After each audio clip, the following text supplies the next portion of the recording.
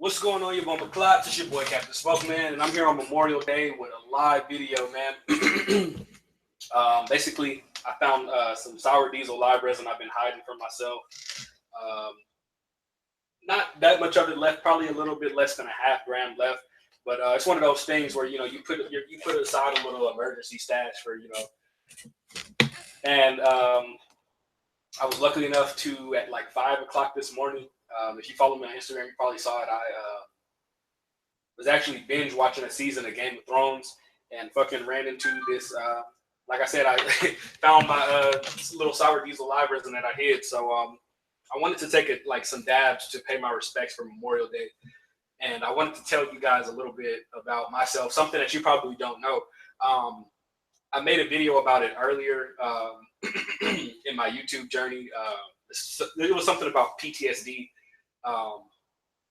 But basically, I included a little bit of that story in there with it. Or I included that story. That was me telling the whole story. I'm just going to kind of, let y'all guys know a short part of it and then keep it going.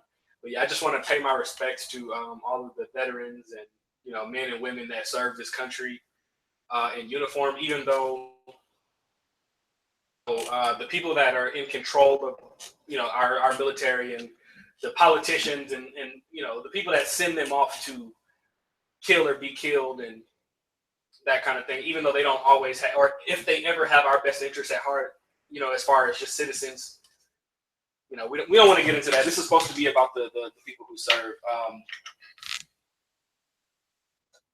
and who have served. I mean, I've always loved studying, not loved, but I guess you could say loved studying history and wars, especially because they're almost unbelievable events until you see what man's capable of with your own two eyes. And just to make this quick, I don't want the title to seem misleading. I've never served in our military. My grandfather served in Vietnam. My mom, uncles, and aunts were all in Afghanistan. My mom was taking mortar fire. I remember being on the phone with my mom while she was taking mortar fire. Basically mortar fire erupted while I was on the phone with her one day. She had to evacuate. I was scared. I didn't know because I was on the phone with her. So I didn't know what was going on at her base. But, mortars were common by the time she, had a year or two in over there. And she was over there as a civilian contractor. So they were, whoever it was, was firing mortars off at her base nonetheless. But my combat experience, guys, came when I was 12 years old. And like I said, this is completely civilian. But just to keep the story short, my dad was actually killed like right next to me when I was 12 years old. And at the time, my mom was in Afghanistan. So that moment, that was literally, I'm not going to say the defining moment of my life, but that was a clear and cut point in my life where my view changed on everything, pretty much the way of the world. My eyes got open to that. If you guys want to hear more details about that story, I don't really mind telling them, but I say all of that to say that I can't imagine what combat veterans and, veterans that are actually in that situation, they live in that situation 24/7, to whereas something like that, they're expecting that something like that could happen to them. What happened to us, I would call it ambush. We were walking up to our door. We were walking up, going home. Like I said, I'm a 12-year-old kid. I had a pair of Heelys on, playing around, not really aware of my surroundings, and that kind of just jumped out and happened. So imagine, the Marines in Vietnam trekking through the Oshawa Valley, Charlie around every corner, can you imagine the tension that you must feel knowing that there's an enemy out there wanting to kill you more so, just as bad, if not more so, as you want to kill them? So I say that to say, like I said, I studied a lot of wars, guys. World War II in particular, the Marine campaign in the Pacific, just the scale of life being lost on both sides, it just begs the question, why? And before I get into that, guys, I see we have 2 viewers here. I'm looking at the Hangouts right now. I'm going to try to pull up the chat on my on my phone so I can actually see if any of you guys are saying anything, because I can't really see it on the. I can't see anything on the actual Hangout right now. So let me open up the chat. But before we do all of that, I'm going to go ahead and get here with a dab, guys. Like I said, we're paying respects, man. We're paying respects to everybody. I want to kind of share some opinions, but I don't want them to be necessarily taken out of context and in the wrong way. But like I was talking about, guys, and like I said, we're dabbing on some of this live resin right here, sour diesel. About to get this started. Let me actually see if I can on my other screen here. Let's see if I can open up the. I won't let it run. Try to do this on your phone. Okay.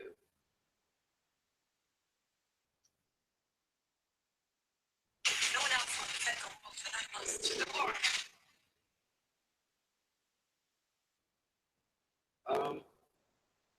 live chat. All right, I just want the live chat.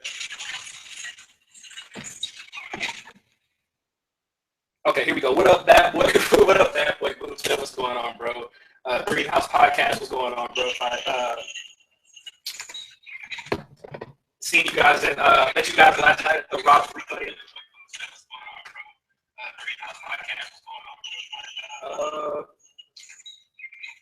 How can I mute this? I'm sorry, guys. But I'm pretty sure y'all hear the echo from my phone. Let me just turn the volume all the way down. Money. If you're referring to the wars, bad boots, I believe you're absolutely right. But let me go ahead and take this dab, guys, and I want to really get into it because, like I said, I have a lot of family that served. My mom was in Afghanistan. My dad was killed next to me at 12 while my mom was in Afghanistan. So that's what really opened my eyes to a lot of just wanting to figure out why we put men and women of our country, just any people of the world, why do we put them in the situations that we do? And it's not we, it's the powers above. Like my boy Bad Boy Boots just said, it's all about money. We know that, but it's always the regular people that have to foot the bill.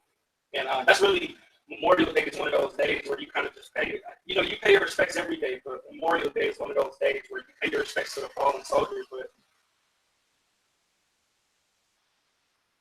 I just, it just pains me to know how many people that die over the greed of such a small percentage of the world. It's just sad, guys. So this dab goes out to all of the veterans, all of the current service members, just everybody, guys. Family members of those who served. Because I know, like I said, my mom was taking mortar fire in Afghanistan and I couldn't do anything. I didn't know if she was going to be okay. It's so stressful, guys. So I just want to, this dab goes out to all of the, men and women that serve and all of their families, guys. So cheers.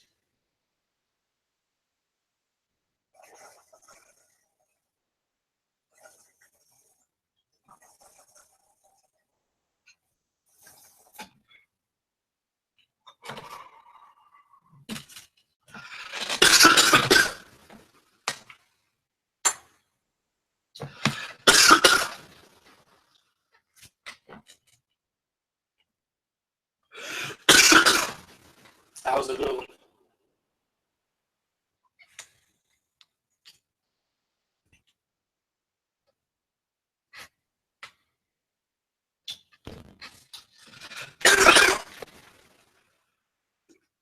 All right, guys. So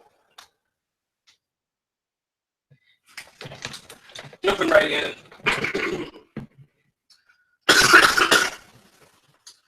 I was talking about the Pacific campaign during World War II earlier. And if you haven't really studied that campaign a lot, HBO has a mini-series called The Pacific. They also have a mini-series called The Band of Brothers, which deals with the European campaign, D-Day, all the way through. Both are excellent. I definitely recommend them. But the Pacific, in particular, really caught my attention because of how bloody. Like if you look at the Marine Corps campaign in World War II, I mean World War II was just a bloodbath. Just there's no other way to put it. But when you look at, like I said, the Marines, they did what's called an island hopping campaign. Because you all know how we got involved in World War II. The American people were against it, while Europe and the rest of the world was raging. And so conveniently, our fleet is placed in Pearl Harbor, where the Japanese attack it, and we're in the war. That's pretty much the simplified version. But the thing about the island hopping campaigns is it was a campaign to collect as many of these little staging points along the way to mainland Japan, in order to be able to bomb mainland Japan and take out their fleet and stuff like that. The problem that I have with this, guys, is these islands are like, if you look up Tenaru, Guadalcanal, Peleliu, Tarawa, Midway, Iwo Jima, like these little tiny coral reef islands that nobody has ever heard of. We're talking about thousands and thousands and thousands of lives being lost in a day or so, or just over months. We're talking about Marines that don't have water to drink, let alone food. But the water that they do have is contaminated with oil and gas. And that prompted me to read a book called The Old Read by Eugene Sledge. He was one of the Marines featured in the HBO miniseries The Pacific. And I honestly almost joined the Marine Corps after watching that, guys, because I mean, just the selflessness, the fearlessness. I mean, not to say that they were out without, that these guys weren't scared, because they were, and rightfully so. They were facing hell on earth, literally. You talk about a coral reef island that, the coolest it gets even at night is 100 degrees. You're talking about 120 degrees. So I just try to put of course I can't put myself in the boots of these guys. But when you think about it, man, these are 18-year-old kids, 17-year-old kids. The sergeants, the officers are 20, 21. So, I mean, it really just pains me to think about a lot of this stuff, guys, because how can I put this? We have a lot of racial issues that are always going to be going on in the United States, right? And I mean, rightfully so, I guess the conversation needs to be had, but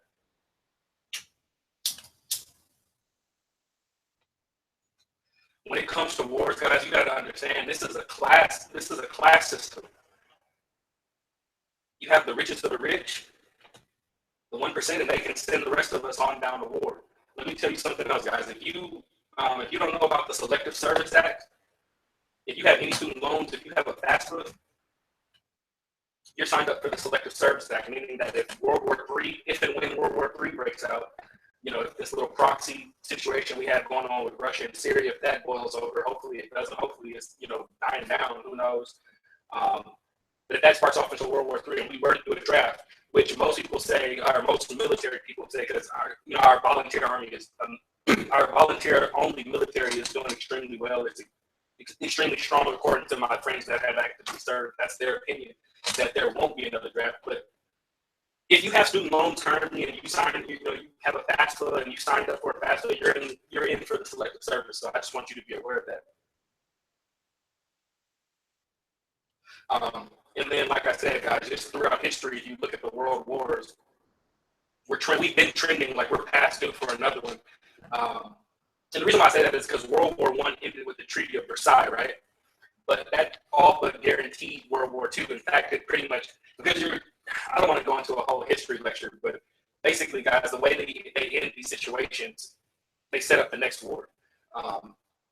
Except for now, our enemies are our allies, and vice versa. Germany and Japan are our allies, and Russia is now our enemy.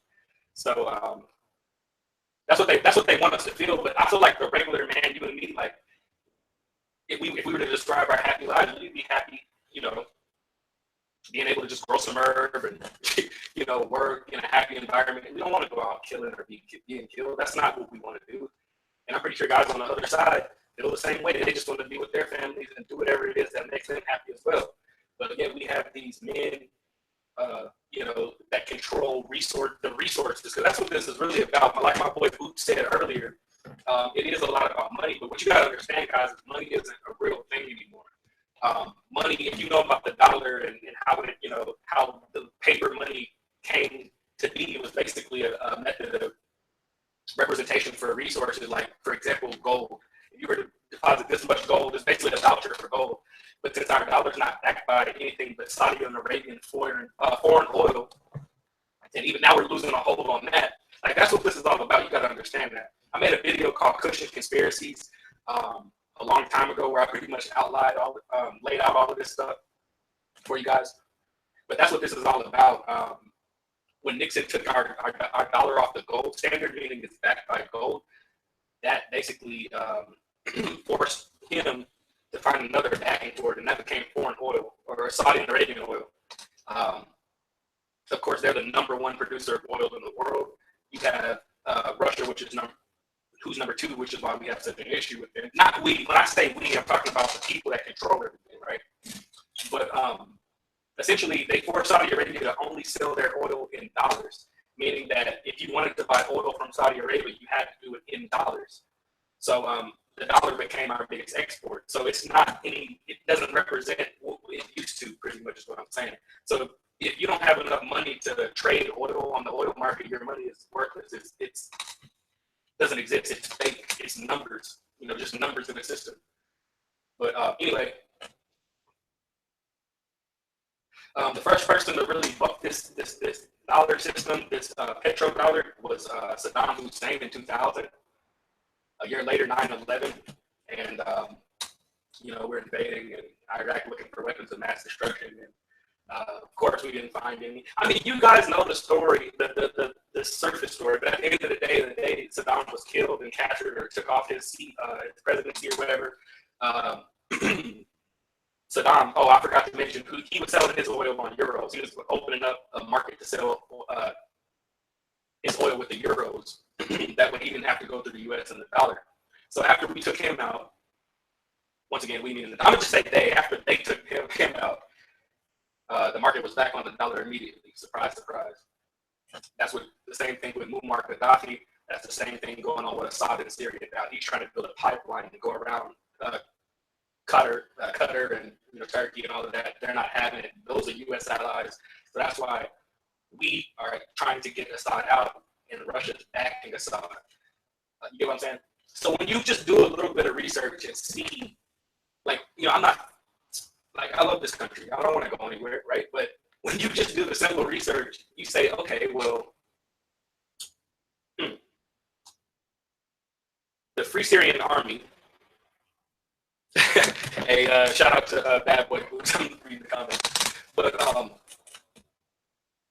the Free Syrian Army, FSA, that's what they tell us we're supporting. The U.S. is backing in Syria, right? Okay. So the FSA, the Free Syrian Army, is fighting against Assad, right? That means that we're fighting the same. We have a mutual enemy with ISIS, is pretty much what I'm saying. So if the FSA has known generals in ISIS, known this and that, I hate to say it, but that means our government is literally funding ISIS. I mean, we know they transported their weapons. We know they transported weapons, all the weapons from Muammar Gaddafi's armory after they hung him in Libya. And the reason why they had to get him out of the way is because he was about to make his own currency backed by gold, because Africa is the richest nation in the richest continent in the world. But that's why it's so divided. I mean, I don't want to get into all of the stuff. Like I said, guys, I did make a video called Cushion Conspiracies a while back where I just really just sat down. But I say all of that to say this. It pains me that it's our fathers, it's our brothers, it's our sisters, it's us out there dying to enforce stuff like this. And the information is there for us, and yet we still allow it.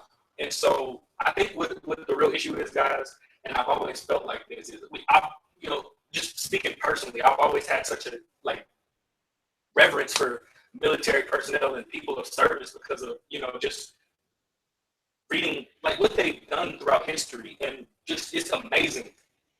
And so I would never want to sound like I'm against that or speaking down on them. For example, even though we were in Vietnam for the wrong reasons, obviously, I feel disgusted about how the veterans who were forced to go there, who were drafted to go there, how they were treated by the American public as if they wanted to go and do that, And so you're stuck in the middle of, wanting to do this duty that we're all pretty much, just growing up as an American, you're taught that that's your duty to fight for your country. And so it's an honor. It's seen as an honor. You would never want to dishonor yourself or your family or your nation by refusing that call. So I think we our support for the troops is going to be abundant because it's us. It's our parents. It's our grandparents. You know what I mean? It's so many people that have sacrificed their lives already. So it's like you don't want it to be in vain. But when you look at the information that's right there in front of us, it's like it's upsetting. And I kind of want to change the subject because I'm kind of getting upset just thinking about it again, and I see it coming again, and that's really just why I wanted to make this video, guys, because that's all I could think about today. Like, there's so many homeless veterans out there right now.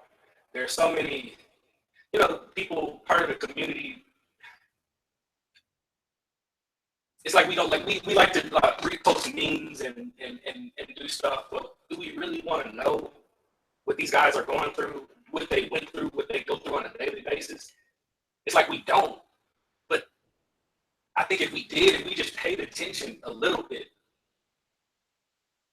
we could potentially stop history from repeating itself. Because that's what I was always taught growing up. If you don't know your history, it's bound to repeat itself. And so if the two of you guys in here watching right now, or anybody watching on playback later, if I could just open one mind to kind of just looking at it in a different situation, then hey, hopefully I've done my job. I don't want to see us get thrown into another situation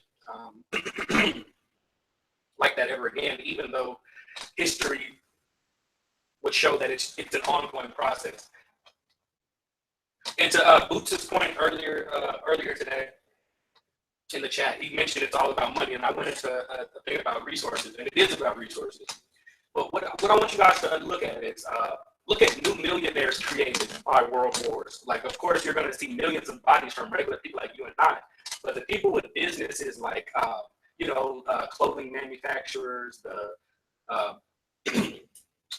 steel industries, automotive industries, meat packing industries, Marlboro, the cigarette companies, all of these things that are standard gear for your soldiers, your equipment, they make millions and billions of dollars off of this war. So if you look up the new millionaires and billionaires and trillionaires created by these world wars, it starts to make sense.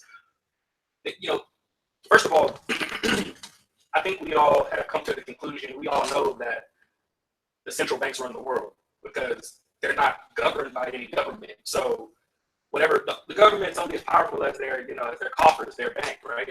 So if the bankers are the ones that get to decide which wars to fund, they are the ones deciding everything. So another problem I have with our society right now is the fact that, like, politician, right? The word politician, it has a connotation of being so negative and being dishonest, and it's just like we accept that. Like, if you're saying you speak like a politician, that means you don't say what you mean. You're not straightforward. You're not honest, and we accepted that as Americans. I'm like, that's not right. We shouldn't be accepting things like that. And it's accepting little things like, I'm not saying that's even little, but that's something that's ingrained into our culture. Like, it's imprinted in our minds that our politicians are supposed to be dishonest. And complacency. I'm sorry, I'm just popping in, reading the chat on my phone every now and then, man. But yeah, man, I'm just happy, to be honest, that there's people that kind of, feel the same way I do, because my grandpa, like I said, he served in Vietnam, and he still has issues. Like, actually, we have genetic. Funny story, kind of not really funny, it's sad, but if you've heard of Agent Orange in Vietnam, the anti-foliage spray, the soldiers were exposed to it a lot, and a lot of them passed down hereditary things with their bloodline. And one thing in our family was like red eyes. So way before I was even smoking, everybody always accused me of being high all the time because my eyes were like they would get red and really dry. And not too long ago, he told us that was because of the Agent Orange, and I was like, wow. Um, but that's another thing. Speaking of Agent Orange, I have no complaints compared to what the Vietnamese landscape and the Vietnamese people are still suffering from to this day. That chemical devastated the landscape and its people. It's in the soil. That's another thing that's upsetting about the wars because these people literally, they're doing research to discover other planets, so they're okay with destroying this planet. It's like they've foreseen that this planet is already going to be destroyed. They're making no effort to save it. Instead, we do things, we create weapons that destroy the world, and it's like that's what they want. I don't want to get into I don't want to get into too much, like too far off the deep end and start talking about extraterrestrials and stuff like that. But I mean, hey, there have been plenty of reports that's there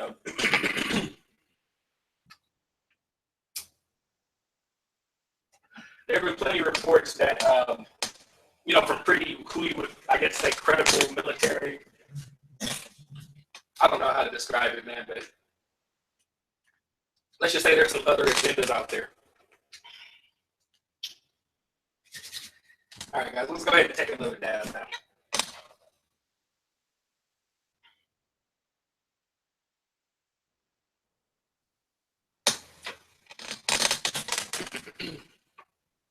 But yeah, I just feel like back to what I was saying a little bit earlier about politicians and stuff in the U.S. We've kind of we don't demand a lot of out of our politicians anymore. I feel like I was much more informed about elections that were taking place when I was in middle school and stuff like that. I feel like I was more informed, like the candidates were more informative in their debates and things like that when I was younger. But now, like I said, we have that ingrained in our mind that politicians are kind of, like I said, if somebody says you speak like a politician, it's like you're not straightforward, you're dishonest, so we expect that out of them. And it's kind of like we don't demand anything from them as a country. And I think that's what really puts us in positions to be taken advantage of. Like a lot of what I was talking about,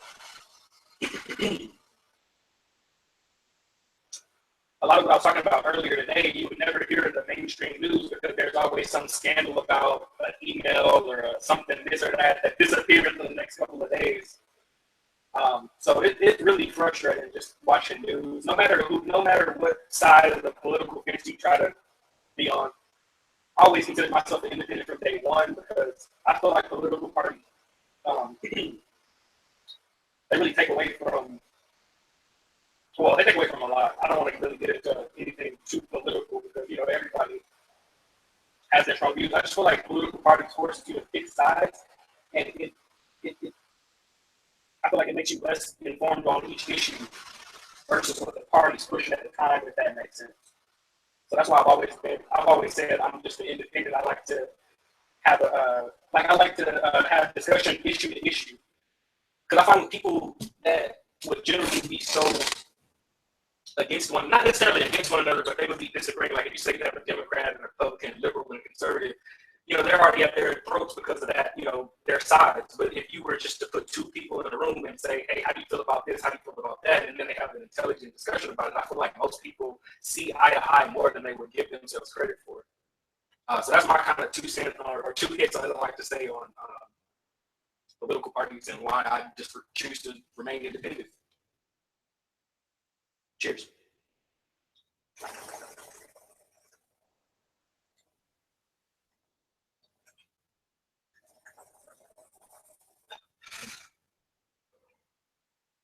Oh, what's up, biggest mud ever? Big bad boy Boot said we need to break up the 2-party system. I agree, bro, and that's my whole thing. I don't even think we necessarily need to break it up. I think we just need to I'm not gonna say like form another group, because my whole thing is, like you said, the two-party group, right? I think it forces you to kind of pick sides. Like, I'm not a religious person anymore, but I feel like everybody, you don't pick your religion as a kid. You just kind of, you're born into whatever you are, whatever your family is. If your family's Catholic, you go to Catholic church, you grow up Catholic, you probably raise your kids Catholic. It's just like that. If you were born in China, you speak Chinese. So when you talk about a two-party, it's just kind of like, oh, you're on this side or that side. I'm like, really, if we really looked at issue to issue, like I said, I think we would demand more out of, first of all, that we could demand more out of our candidates. Instead of just trying to say who had this scandal, who had that scandal, we could actually get back to, feeling informed. I don't know about you guys. I mean, I'm not gonna lie, I didn't really do a lot of research as much as I usually do this go around, but I didn't feel informed about the issues as much as, he say, she say scandals. And I think that's kind of disgusting for American government, especially when it's being broadcast all over the world like a reality show. But anyway, like I said, I didn't want to make this turn into a political debate or a political topic. We were just giving our respects to the Memorial, Memorial Day. And hey, what's going on, Southern Dabber? Yeah, man, bad boy boots. I agree. Parties, man. Like I said, I don't think we should be picking sides like that.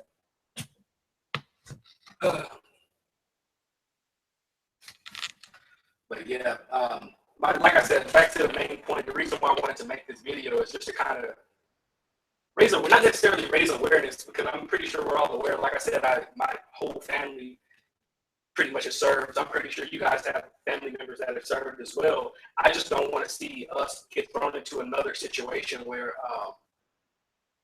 we're forced to kill or be killed and be mentally, because that's what I'm not going to say you guys probably understand, but that's what the majority of the world don't understand.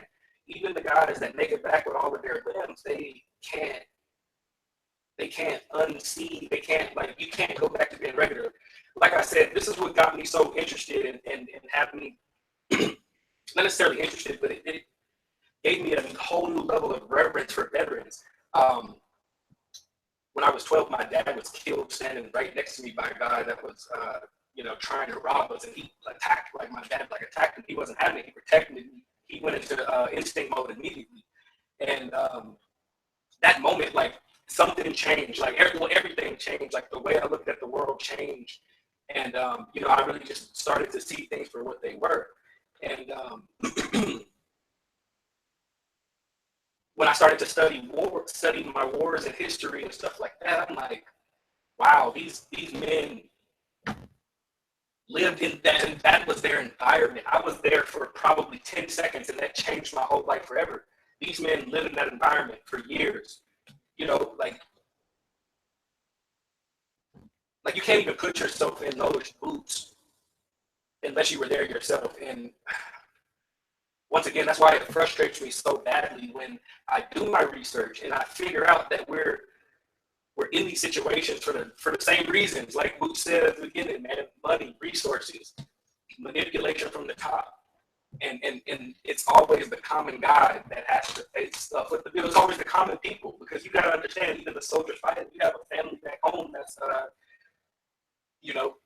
doing some fighting of their own. Like I said, when my mom was in Afghanistan, her base was taking mortar fire every night. So even though she was a civilian contractor with, one of the companies out there, they were still on a military base. And even though they weren't going out on patrol, they were still being actively attacked. So as a family, you're just like, this is happening every day. So you start thinking all kind of crazy things. So it's just everybody involved. And then, of course, the families of soldiers falling in battle. How can you, it's one thing to ask a man to go, to go down range and give his life in the line of duty, because, growing up in America, that's kind of seen as an honor amongst men, to, die fighting for your country. But if your country, what if you're not fighting for your country? What if you're just fighting for the greed of a few, people at the top? Doesn't that kind of make you sick to your stomach? just thinking about it, I couldn't even put myself in the shoes of a man that has to contemplate that on a day-to-day basis. You know, why did I have to go through that? Why did I live through that? Like, what good, you know? So, man, I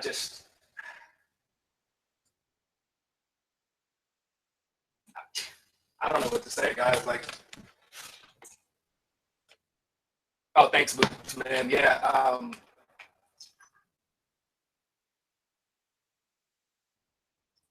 Oh man, wow. So happy Memorial Day, bro. Damn. And see, that's exactly what got me into cannabis as well, bro. Um, wow, I didn't know you were a veteran. So wow, bro. So I know you know what I'm talking about, man. Like, I just want to, like, I'm talking to you, man, because that, like, okay, that moment, right? It took place probably realistically in a matter of maybe not even 3 seconds, 5 seconds. It just happened like that, right? Like the whole situation. And yet I can still remember, you know, how the air felt that night, how the street lights looked, you know, the orange glow off the streets, what kind of gun it was. It was a Glock. That was ingrained in my memory. I could still feel the gunpowder because that the gun was literally probably. I mean, you know, I don't want to. You know, I don't want to freak anybody out or anything like that, but it was close because we were standing like this, and the guy ran up. You know, we were at the door. He ran up like that, so I can still remember the snap, the crack of that shot, just like basically right by my face, and the gunpowder in the air. You know how it is when the gunpowder, especially if it's coming towards you, it kind of floats in the air, it kind of sticks on your face, you know. But when I started studying wars, I'm like, this is the environment we send our men to live in, and then we expect them to just come back and integrate into regular life. Like, for me, I couldn't, as a kid, like, school didn't matter. Like, I'm not gonna say it didn't matter, but it's just like I felt like I was just going through life. Like, it was just like, okay, we were just going through the motions type shit. Like, just to keep it 100, bro. Like, you know, because before that moment, it was like I felt like I knew where I wanted to go. I knew what I wanted to do, kind of. You know, I felt like, you know. And after that happened, it just kind of like all of that shit really didn't matter. So I was just kind of going through the paces. And so I can only imagine. You said you did 4 tours, bro. Like, I can't even imagine how you even start. Like, I just want to take. I'm not wearing the hat, bro. I just want to take my hat off to you, bro. Because for me, like, obviously, like, one of the major thing that helps me is cannabis, and then also this YouTube channel because I'm able to just express these kind of things instead of just having them in my head all the time, you know. But how do you even begin to try to integrate yourself into society again? And I think the main thing is just trying to find something you love to do. And so cannabis, right off the bat, you know, I think that's one thing a lot of people have in common. So that's why I wanted to make this channel, and that's why I just enjoy YouTube or WeTube for that matter. But yeah, once again, bro, happy Memorial Day, man.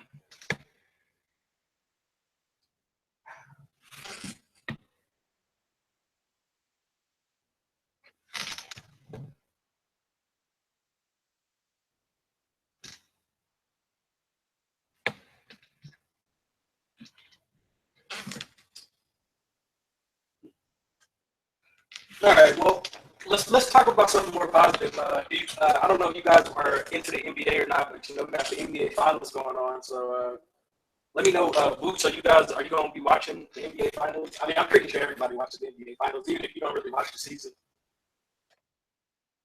Like you said, other than that, you're all right. Hey, bro, just like I said, bro, I take my hat off to you. I know it's a process. Like, I can't put myself in your shoes, bro. Because like I said, I never went down or anything like that. Um, but just from that split experience, I can just only imagine how 4 tours, you know what I'm saying, how you go about adjusting. But hey, bro, I'm proud of you. You know, I know we just met, but yeah. Oh, game 1 is on Thursday. I don't know what time it is. Probably like 7 or 8. But yeah, Golden State and Cavaliers, man, it's gonna be crazy.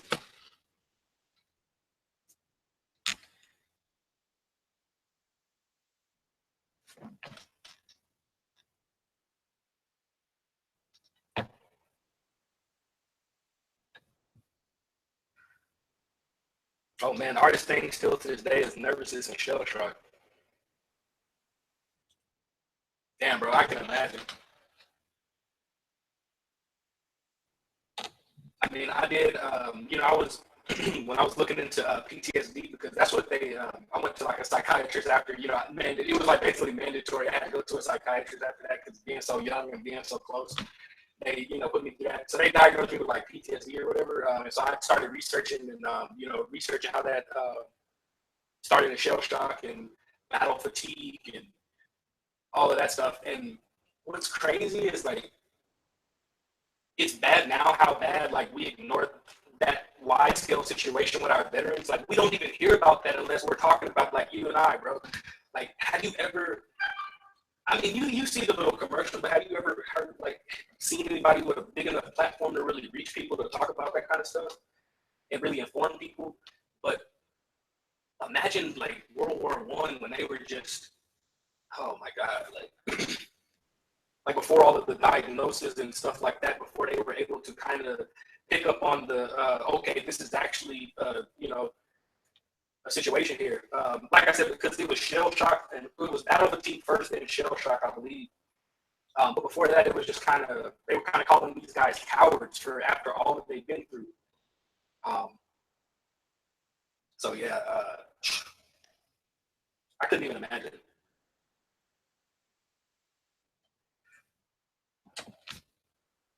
But yeah, it's funny we're talking about like world wars and jumping back into the finals back and forth because the finals is a war too. We can't even lie. This is the third time they're beating in the finals back to back. LeBron, and the Cavaliers versus the Golden State Warriors plus Kevin Durant this year.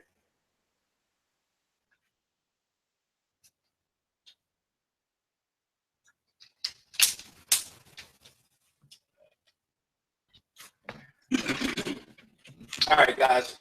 I'm gonna go ahead and take another dab out here. Let me just shout out everybody that's in the chat. Once again, my boy Bad Boy Boots, Southern Dapper, biggest butt ever. William, hey, what's up, Will? Man, what's going on, bro? Oh, okay. We were just talking about World War III. Basically, bro, do I think it'll happen? It's pretty much happening now. The less we know about it, the better for the people operating kind of without. Because what you gotta understand, bro, before I jump into that, like Vietnam, that's when the PR went really bad for war. So now everything's kind of done covertly. You get what I'm saying? Like it's not going to be any coverage like that. Especially with the military being all volunteer at this point in time, they don't really have to. It's not like they're drafting like civilians to go here and there, so they can kind of keep a lot of things under wrap. But the thing we're doing now, and we've been doing like the whole time, but what we're doing in like Syria, for example, is we're funding proxy armies, which is armies that can do our fighting for us. So basically, like the FSA I was talking about earlier, Free Syrian Army, we're funding them because they're fighting against Assad. Assad's trying to build a pipeline to, basically sell oil, sell his oil and stuff like that without having to go through the U.S. market. So basically, with that being said, the sides are already picked for a World War III, and it's pretty much going on. It's just different sides. The major sides are funding. Like Russia was actually on the ground in Syria, and they was actually doing a lot from what I was reading and hearing and watching and stuff like that. But U.S. troops, like we weren't on the ground that we know of, like officially on the record, but we were funding it. We came out. I don't know if you guys remember, but the news did report funding moderate Syrian rebels, aka the FSA. So we're giving them weapons, and and they're doing what they do against Assad. But ISIS is also fighting against Assad, so they're sharing resources, pooling resources. They share generals and commanders, and we don't care as long as the end goal is achieved. And basically, Russia, because you gotta understand, Assad is backed by Russia, China, the big dogs, Iran, all of that shit. So those are your World War III sides, and they are all competing for that little situation going on right there. So that is a World War III proxy. How do I think it'll expand? I don't know. We'll see, and I hope it doesn't. But it's kind of like Newton's first law: an object in motion will stay in motion unless acted upon by an equal or opposite force, some shit like that. I don't see that equal or opposite force to stop it right now because they stand too much to gain. And you got to understand, this is all part of the plan. What started us by invading Iraq in 2001 after September 11th was the project of a new American century. But like I said, when Saddam took his oil off the dollars and went for the euros, that's immediately when that started. Or actually, the project for a new American century was published by Dick Cheney. You remember our Vice President Dick Cheney and his organization? PNAC is called. You can Google this though. And basically, the headline, not the headline, but the main point is that they said we would need a catalyzing event like Pearl Harbor in order to, execute our project for a new American century. And the new American century is American domination of the world for the next 100 years. And as an American, it's like, all right, shit, do what we. But no, seriously though, it sounds okay until you realize what they did though. They said we needed a catalyzing event. If you were here earlier in the stream, I talked about what got us into World War II, because the American people didn't want World War II because it's not the rich people. It's not they up top. It's not Roosevelt. Well, let me not go there. But anyway, it's us that pays the price. It's us that sheds the blood for that. We go fight. It's the common people that go fight, right? So, and as Americans, you want to have a pride in that, though. You know what I mean? Like you want to fight for your country if you feel like your country's just. But we didn't want to be part of that World War, and that's when Pearl Harbor happened, and that catalyzed or kicked off our involvement in World War II. We were already sending our allies, weapons and shit, but that's what got us into World War II. So they said we needed a catalyzing event like Pearl Harbor to execute their new plans, which is dominate the Middle East, because they're the #1 producer of oil in the world. Second, Russia's second. Yeah. So we've been had beef with Russia even when they were our allies in World War II. We wanted to go to, Patton wanted to go to war with Russia right there while he was already on their codes. I don't know if y'all know that or not, but that's facts. Well, I'm not going to go that far. I wasn't there, but that's very well documented. Anyway, I got off topic. But no, the project for a new American century, basically, like I said, was to take over Iraq, Sudan, Syria, Libya, all of these oil-rich nations, the nations with potential major resource outlets.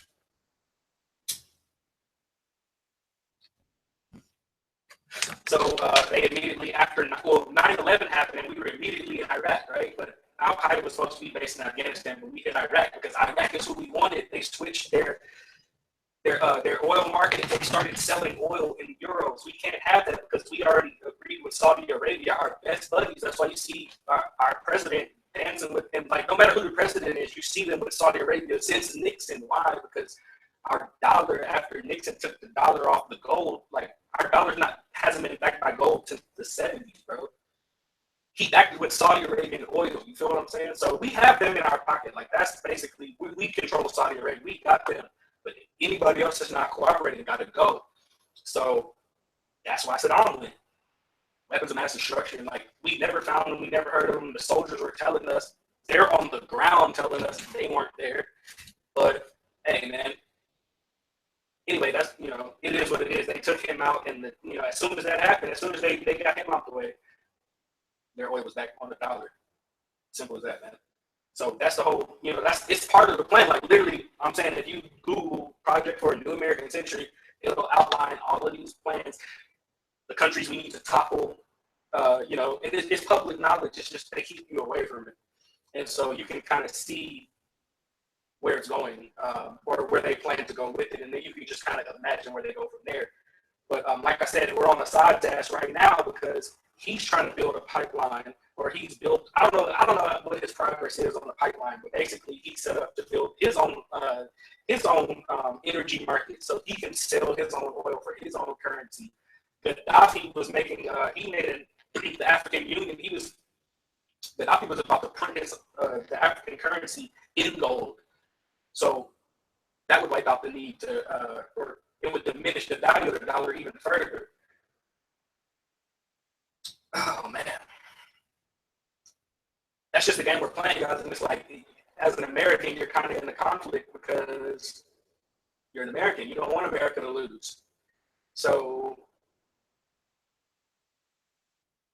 my point is, I don't agree. I don't like the deception that they try to put over on us. Like, we all believe 9/11 was a conspiracy at the least, but I'm calling it a false flag attack, meaning our vice president on September 2000, exactly a year, he called for a catalyzing event like Pearl Harbor.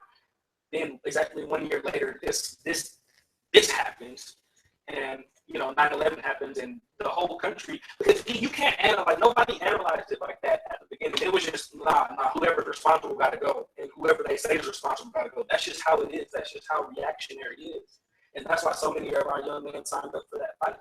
It's the same reason so many young Marines signed up to go, fight Japs in the jungles of these hell-forsaken islands: Pelu, Taro, Guadalcanal, Tinaroo, Iwo Jima. It's the same concept. So many young men signed up to fight Hitler because you can't, like, these things, you can't not fight. Like, I'm not saying we shouldn't have stopped Hitler. You get what I'm saying? But these people, like, these are the kind of things that drive you to war. You get what I'm saying? And so when your vice president puts out a document saying we need this in order for America to control, what we need to control for the next 100 years, and then he gets it exactly a year to the day, and then it's as fishy as 9/11. Come on, bro. He did that to us. They did that to us. And so in turn, we allowed the American people, like I said, so many of our young men and women to go over there and give their lives to a fight that's really, like, what did we really get, like, as a people? What did we get out of that besides hurt and pain and just,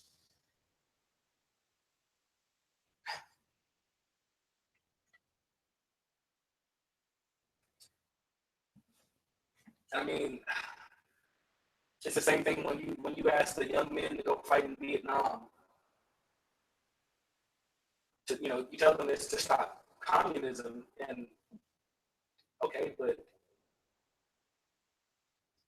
why don't you let them win? What people don't know is that and I mean, obviously, I wasn't there, so I can't guarantee this is fact, but there are many people that, and I can't remember where I read the document, guys, but there was a document that said the North Vietnamese they had negotiated to surrender. The problem was the reparations. They wanted compensation for their land. Like, you did Agent Orange, like the bombs, the destruction of the land, basically. They just wanted reparations, right? And I mean, that's we know about that word in America, right? But basically they said no deal on the peace offering. So that's why they continue to fight. And then the sickening part is I'm not going to say we abandoned Saigon because in 75, but I mean, we left. So we're sitting here confused because our soldiers would tell you they feel they won every single battle. And yet I don't even want to talk about the things that you put them through, and you won't even allow them to have a victory. I don't care what it costs. Money isn't real. You can't sign a peace treaty because there shouldn't be a monetary value put on that. That stops the bloodshed right there. That should have never happened in the first place. Yeah, I'm sorry, guys. I'm just, like I said, my grandpa served in Vietnam, and he was an infantryman, so it's just like,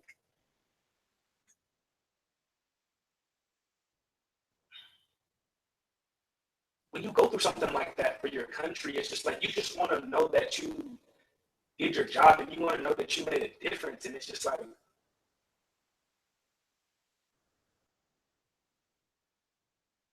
to find out something like that is just, I don't even know, man. It's upsetting to say the least. And it's hard for me, like, because it's so frustrating because I always have had such a reverence for our servicemen, and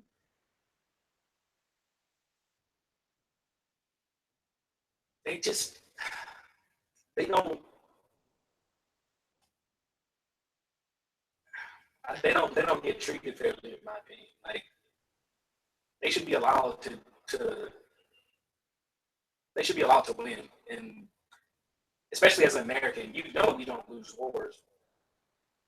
So I mean, I'm not saying that like we that sounded bad, but I don't want there to be any wars at all. Is my point. But I'm saying when you put our men and women in these situations, and our families at home in these situations, and our production in these situations for what's basically no reason, it's just like, how can we trust you?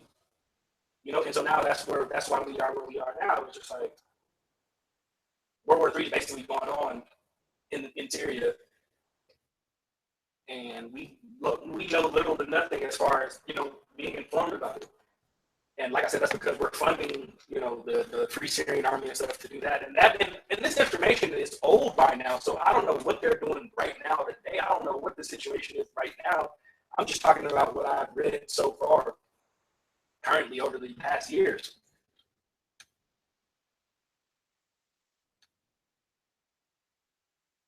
All right, Book says people are so mad at Muslims for a 9/11 attack when it's public knowledge Saudis were pilots, but Trump does $1 billion arms deal with.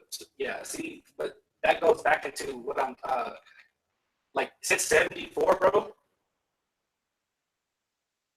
We've been like this with Saudi. Why? Because that's when basically um, I can't think of the exact organization, but it's a currency organization for our government, or for I think it's the world actually, and they figured out that the U.S. had, because at the time we were supposed to be backing our dollar by gold, but I can't remember the exact figure, but we had billions and billions of more dollars printed than we had gold to back it.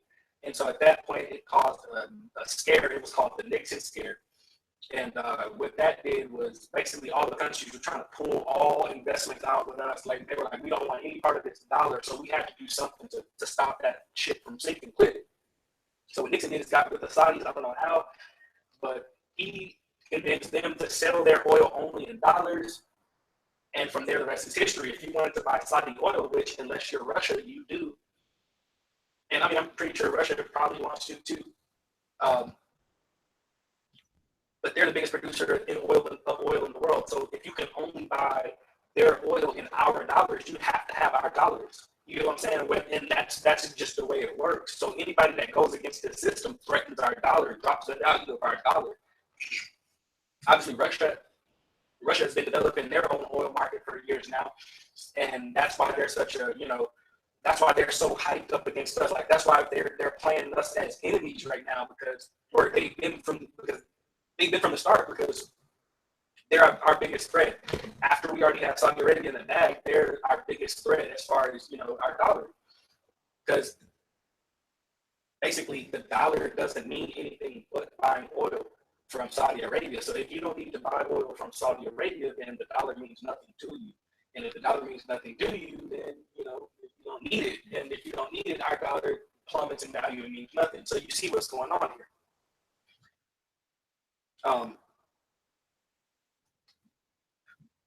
At the end of the day, it's a fucked up system, and that's why basically I don't understand why the dollar still. I mean, I understand why it still has to be a thing, but it's just like, if nothing changes, then it has to be war, because we're strong arming everybody to agree to use the dollar, like basically use the dollar or die to buy oil. That's how we're keeping our currency relevant. That's not sustainable without war, if you understand what I'm saying. So that's why you see the perpetual war going on, the warfare going on, especially in the Middle East over like countries like Iraq, rich in oil. We can take over that shit. We take over their oil, which we did once Saddam moved to he moved to the euro. He tried to flex and move to the euro, and that's why we had to take him out once again. Because once again, as soon as that happened, the oil sale of Iraq went completely and totally back to the dollar. Like I said, Gaddafi. I mean, I keep going over the same things, but it's just like reinforcing the point, guys. Like anybody that goes against this system has to go. And basically, what I want to know is, as American citizens, how do you guys, or even if you're not an American citizen, if you're just, anybody in the world, how do you feel about that? Yes, William. We've taken dabs for our troops, but yes, we will take another one right now.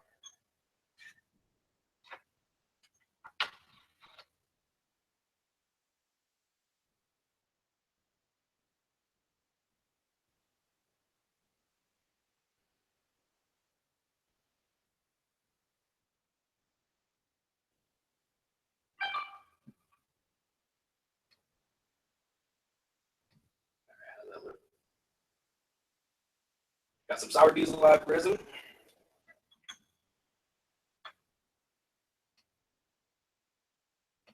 Yes, this app is going to be in honor of our troops, of course.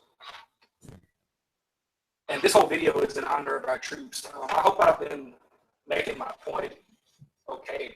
I just want, it's good to appreciate their sacrifice, guys, but what we need to understand is we need to be able to prevent their sacrifice from reoccurring and being a part of this money and resource fuel greed and takeover. So yeah, let's get the nail hot.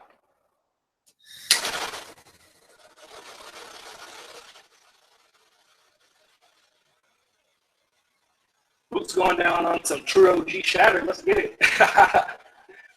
Yeah, that sounds good, man.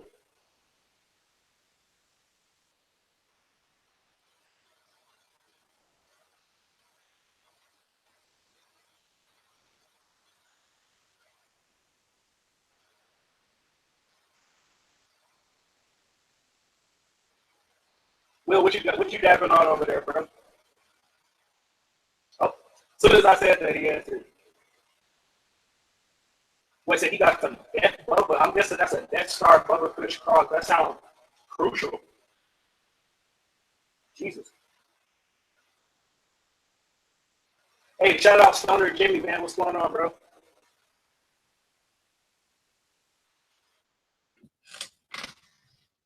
right.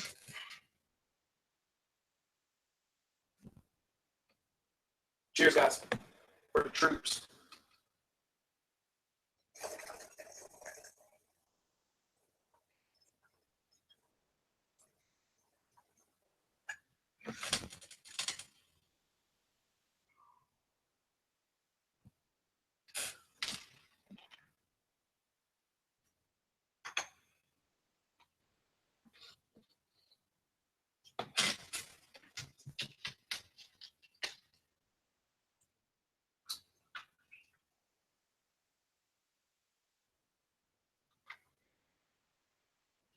Oh, man.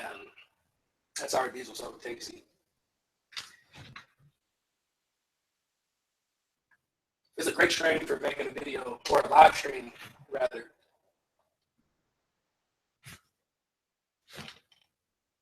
Hey, man, shout out to Stoner Jimmy. He said he ran out of weed today. Hard times, bro. I feel you. And actually, guys, I don't know if I mentioned this or not, but I actually ran out, and at 5 o'clock, I remembered that I hid a jar of sour diesel live resin for hard times, and I actually found it like some type of bloodhound, bro.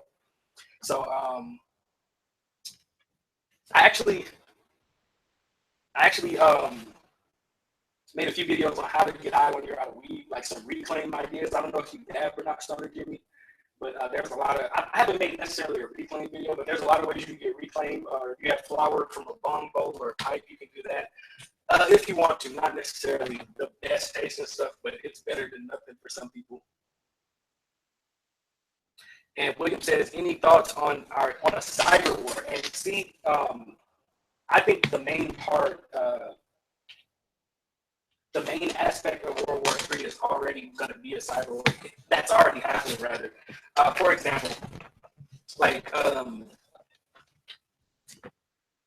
a lot, basically, on both sides of the candidacy for president of the United States, there were heavy allegations of hacking and this party and that party having Russians involved. Like, so it's not really a matter of if there were hackers involved in the election, but who were they and what were they doing and what were their goals and who were they working for and what were they, what was their motive or their like hopeful outcome.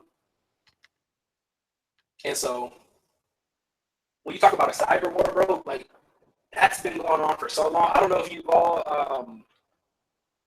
saw. I don't know if you all saw the movie Snowden, but basically that goes into what the cyber war looks like. Kind of gives you kind of an idea of what a cyber war has been and what it is, and it's way probably advanced now. But I'll give you an idea, guys. Something that you might not even know is, or like something that they might not even be able to notice is some type of algorithm or a program that somebody could use to take like fractions of a cent from large accounts and just do that millions and millions and millions and billions of times. And pretty soon they're millionaires, billionaires, and they're using that to buy black market weapons and all that kind of stuff and fund. Basically, that's kind of the type of thing cyber war, has been known to do in the past. So when you talk about a current cyber war, a future cyber war, I mean, you could just scale it all the way up to like an EMP or what Snowden was about was observation, pretty much, for not nearly lack of a better term, surveillance, I guess you could say. Like, for example, this webcam in front of me right now, that webcam, all of the webcams, notice how every device has webcams, right? Anybody with an Xbox One or if you have a Surface Pro like that, it recognizes you by facial recognition. You don't need a password or anything like that because it recognizes your face. So that's the face scan technology that was secret back in the day, where they can identify anybody by scanning their face. Now it's in every device.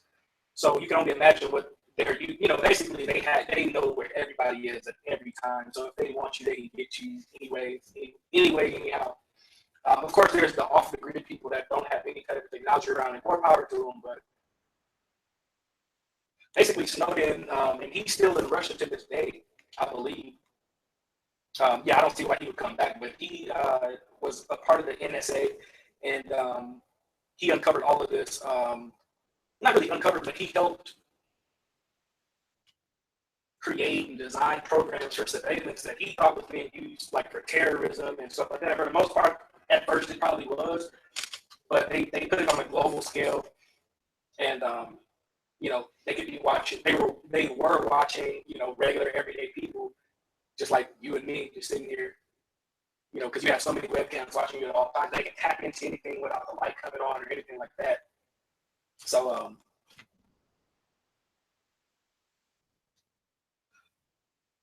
yeah.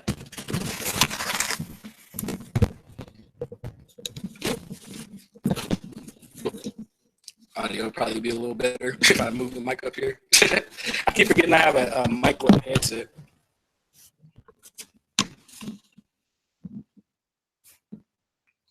Oh yeah, Boots said he's still a mascot. Yeah, that's what I'm saying. I don't see him ever coming back because William Darling. So yeah, you guys already know what it is. But yeah, basically, he exposed like some of the programs he helped create, and he was exposing how they were being used, pretty much. And obviously, the NSA didn't like that, and he made it to Russia. But his whole goal wasn't really safety for himself as much as it was letting people know that, hey, they're using this technology to watch you, and whether or not you're doing something wrong that's unconstitutional is the argument he was making. And it's not like they were only using it for crime or criminal suspects or anything like that. They were just watching everyday people, and they had access to tap into any and every device. And that's old. So what I'm saying is, at this point in time, you got to expect, like, if your Xbox One can recognize you by your face, if your computer, your laptop can recognize you by facial recognition in seconds, what do you think their technology is like? And they're using the devices on your they're using your devices to do this. It's just a program. They're using your devices. So the more high tech your device is, like the fact that your device has built-in facial scan, it makes it a lot easier for them. You get what I'm saying?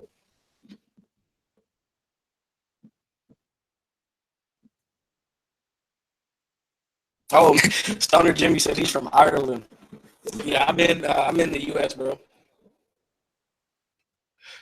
But yeah, I hear Ireland's actually leaning towards legalization pretty soon. Is that true? Yeah, we're on a legalization path here in the states. So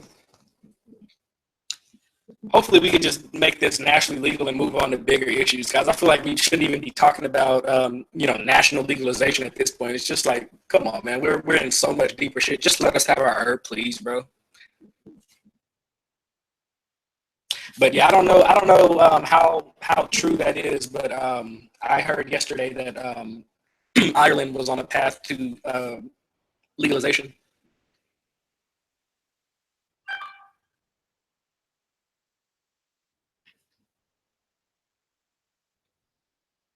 Yeah, exactly. Boots. Yeah, he said Snowden says saying you have nothing to hide is like saying we don't need free speech because you have nothing to say, and that's exactly right. The whole point of the Constitution is to to protect the people, and obviously there are going to be people that do wrong, and no matter. And see, that's what's really funny, because if you want to talk about gun laws and stuff like that, um, the people that are doing wrong with these guns don't give a fuck about your gun laws, bro.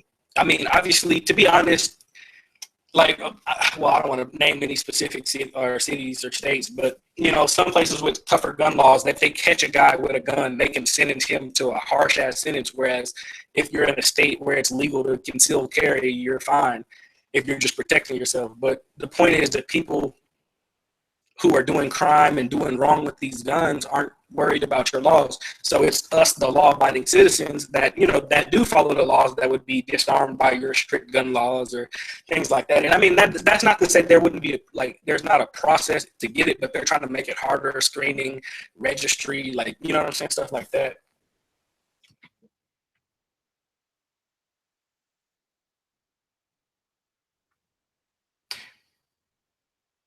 Okay, so yeah, I feel like a lot more people need to read the Constitution. Yeah, I definitely agree. To be honest, I need to open it. It's been a while since I actually studied and read it myself. I looked at it last year just to, I like to look at it all the time just to make sure I'm up to date on, what's going on, what's my rights.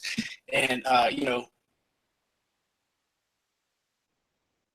because, most people walk around, they just say, I plead the fifth, or my First Amendment gives me the freedom of speech. My Second Amendment, is the right to bear arms. And then after that, it's just like, fuck it. But it's good to know the extent of your rights, and honestly to make sure they don't change, because like you said, more people need to read the Constitution. So if you have a generation of people that aren't interested in reading the Constitution, if they change something, how would you know? Would you care? That's the scary part. Like, I was watching a video the other day, or yesterday, I believe, and there was a guy filming a police officer, and the police officer was like, he didn't like that. So at first he took out his phone, and then he jumped out. It's an old clip. I seen it a while back too, but it popped up yesterday. Basically, he pulled a gun on the guy and was asking him like, "Are you some type of constitutionalist or something like that?" And I don't know. I just thought it was weird, but I agree.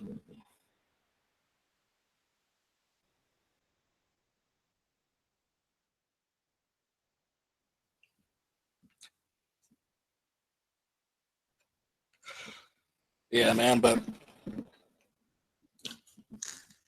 I don't know. It's like, you hear a lot about the distractions going on in the country, right? Like, scandals, disease outbreaks, like fucking Ebola. You haven't heard about that shit in a couple years, but it was supposed to be the deadliest shit. Pig flu, swine flu. So I mean, it's fairly obvious that they're just releasing this shit and causing an outbreak for however long they need to, and drawing attention from the things that actually matter. So like I said earlier, bro, if you have a whole generation of people swept up in that, And basically, you're being told your constitutional rights, right? They could legit change that shit, and most of the population wouldn't fucking notice it. And that's scary to think because really, in a one-on-one situation, you have to just hope that your constitutional rights stand. Like your constitutional rights can get violated, and if you don't know that, you don't have, you know what I mean? For one, I mean, you can say, "Hey, I have a constitutional right to an attorney before you question me, before I have." But if you don't know that, then you can be taken advantage of very easily. And so, from that standpoint, it's wise just to know what you got going on, bro. Um, Shit, just talking about it, bro. I want to make sure I go rememorize the preamble, make sure they didn't take anything out. It's familiar. But yeah, guys, I don't know. We're in scary times right now because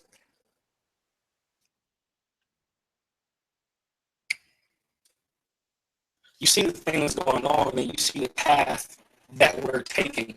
Not necessarily in the media, but just as a nation. And honestly, it's kind of scary. Because like I said, if you don't know your history, you're bound to repeat yourself, man. But yeah, man, it's your boy Captain Smoke. I'm gonna go ahead and take one more dab and get out of here for you guys. We've been here for quite a while. I appreciate everybody stopping by. I'm gonna take one more dab, and of course, shout out everybody while I'm heating up the nail.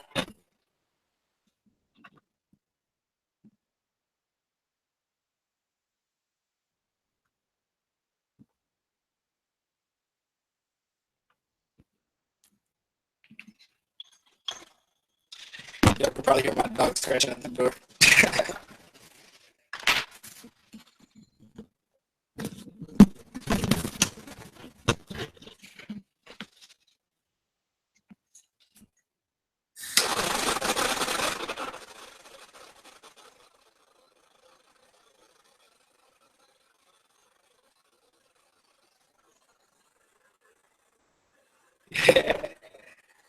Actually, Will, that's funny you should say that, bro. I'm planning to do that. I got some big things coming up. You see my other video, I'm planning to move to Colorado.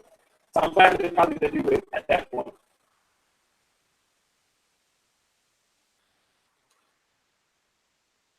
Because I was doing gas and shit gets kind of hot with these glasses on.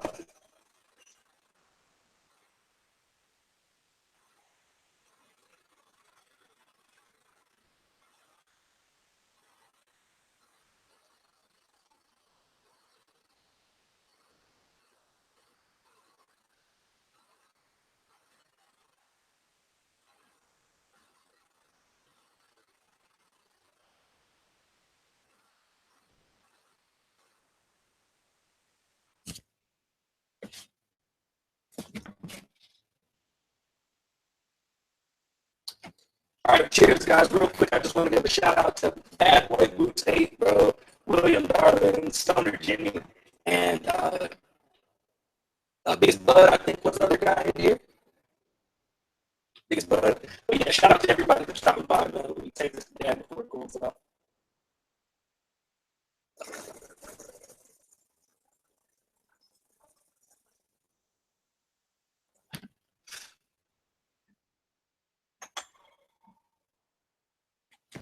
All right, guys. Thank you so much for stopping by the live stream, man. It's your boy Captain Smoke. Smoke out.